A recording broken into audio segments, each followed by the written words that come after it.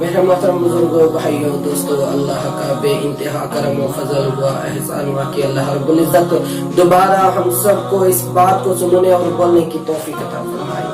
میں آپ کے سامنے ایک واقعہ پیش کرنے والا ہوں جو ہم سب جانتے ہیں۔ ہندوستان کے تاج محل کے بادشاہ کو شاہ جہاں کے بارے میں ہم نے سنا۔ ایک منظر ایسا بھی نکلا، ایک وقت ایسا بھی نکلا جہاں پر ہم اس بات کو چھپا کے رکھے ہیں، ہمارے تک اس بات کو کوئی سنایا نہیں ہے۔ شاید کوئی سنایا ہوگا لیکن ہم نے سنا نہیں ہوگا، اس لیے میں آپ کے سامنے اس بات کو رکھنا پسند کروں گا۔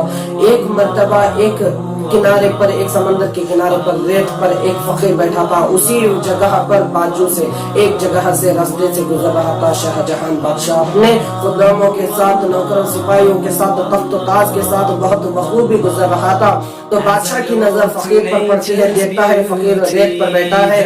جب دیکھتا ہے تو فقیر کی نظر اتفاقاً اس پہ نہیں پڑتی کہ یہاں سے بادشاہ گزر رہا تھا۔ وہ توجہ نہیں کرتا کہ یہاں سے بادشاہ گزر رہا تھا، وہ خاموش اپنے آپ بیٹھے رہتا ہے۔ تو بادشاہ کو بہت عجیب لگتا ہے تو فوراً اپنے سواری سے اتر کر اپنے سپاہیوں سے دور ہو کے سیدھا فوراً چلتے اپنے فقیر کے پاس آتا ہے جہاں پر ریت پہ فقیر بیٹھا تھا۔ جب فقیر پاس آتا ہے، آ کے کہتا ہے کیسے چل رہی ہے زندگی، کیسے گزر رہی ہے زندگی؟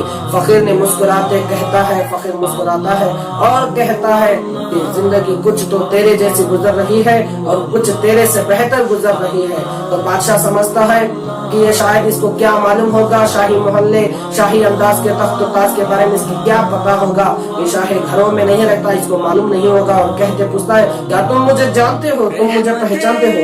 فقیر کہتا ہے ہاں ہاں میں تمہیں پہچانتا ہوں، تم شاہ جہاں ہو، ہندوستان کے بادشاہ ہو۔ اتنا کہتے ہی فوراً بادشاہ اچھا تو تمہیں کیا معلوم ہوگا شاہی گھرانوں کے بارے میں، شاہی محلات کے بارے میں، بنگلوں کے بارے میں؟ تو آؤ تمہیں میں سیر کرا کے آتا ہوں۔ تو فقیر کہتا ہے نہیں بادشاہ، میرے لیے یہی کافی ہے، میں یہی رہوں گا۔ تو اس وقت بادشاہ پھر کہتا ہے شاہ جہاں فقیر مجھے یہ بات بتاؤ کہ تم نے ایک بات کہی کہ زندگی تم سے تمہاری جیسی بھی گزر رہی ہے اور میرے سے بہتر بھی گزر رہی ہے، اس ماجرے والے بات کو میں ہی نہیں سمجھا، کیا تم مجھے بتا سکتے ہو؟ تو فقیر بہت بخوبی کہتا ہے بادشاہ تم رات کو جب سوتے ہو تو پھولوں کے سیج پہ سوتے ہو اور میں سوتا ہوں تو اس مٹی کے ریت پہ سوتا ہوں۔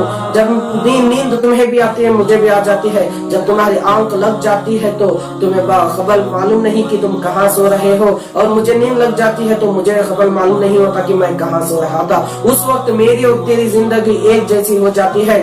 جب سحری کا وقت تھا، سحری کا لمحہ ہوتا ہے، اس وقت تم پھولوں کے سیج پہ سوئے رہتے ہو، میں اس وقت مصلی بچھا کر نماز پڑھتے رہتا ہوں، تہجد ادا کرتے رہتا ہوں، تو اس وقت میری زندگی تمہاری زندگی سے بہتر ہو جائے گی۔